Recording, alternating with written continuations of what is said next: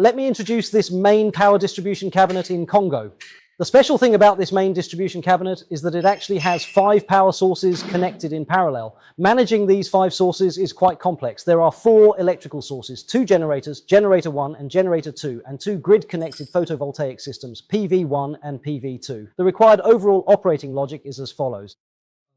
These 2 photovoltaic systems operate together with the 4 electrical sources. In other words, K1 to K4 and K5 need to work together. As for the 2 generators, since it's impossible for the generators to operate simultaneously with the 4 electrical sources or the photovoltaic systems, otherwise there would be conflicts, the 2 generators are required to run independently. That is to say, the 2 generators must operate separately from the others.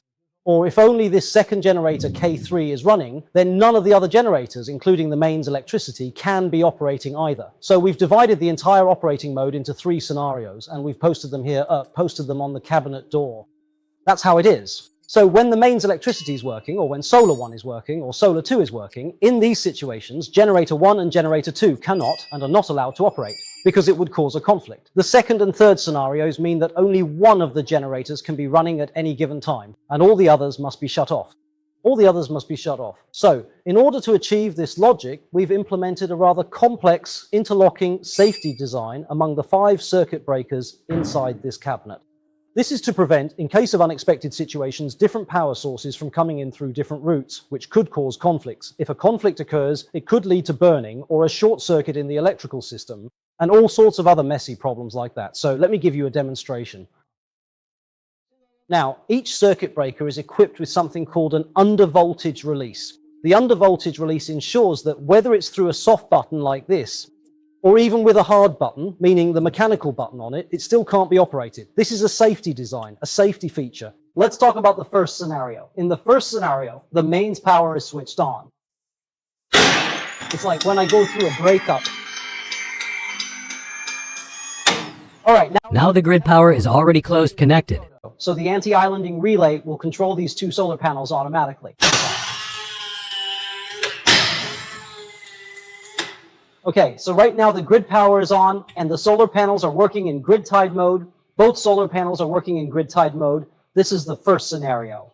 In this situation, if you want to disconnect the solar panels individually, you can do that. Back then it was also possible for them. But if you want to, it won't work, and you can't connect it with this generator, including using the mechanical button, it just won't connect.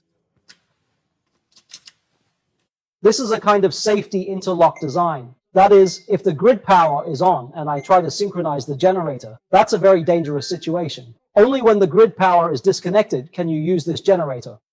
Then disconnect 4.5. Then my 2 solar grid tie inverters will also automatically disconnect to prevent islanding, to prevent the islanding effect. Even if this interlock fails, I also have an anti-islanding relay here as a second layer of protection, to prevent the existence of an islanding effect. So in this situation, can you close the solar circuit independently? No, you can't. With the interlock design, if there's no utility power, it's impossible for you to close the solar circuit. At this point, when there's no utility power, I can close any generator to use it. I can close any generator for use, for example, my generator 1. You'll find that after closing generator 1, because the 2 generators don't have a synchronization device, only one of them can operate at a time. So at this point, if you want to close generator 2, you won't be able to. Even using the mechanical button won't work. Since they don't have a synchronization device, it's impossible for them to work at the same time. If you want to use this generator, you have to disconnect the other one first and then close this one. So at this point, if any one of the generators is closed, can you close the number 4 power supply? No, you can't. This is also an interlock design. You can't close the number 4 power supply, and you also can't close this solar power supply. So we've implemented the logic described here, which prevents conflicts between them. E-Abel, your one-stop electrical engineering partner. From concept to complete electrical engineering solutions. Every system is rigorously tested to meet global standards. Delivered worldwide, powering industrial projects across the globe. Precision manufacturing and integrated assembly. Save your time, save your cost, save your worry.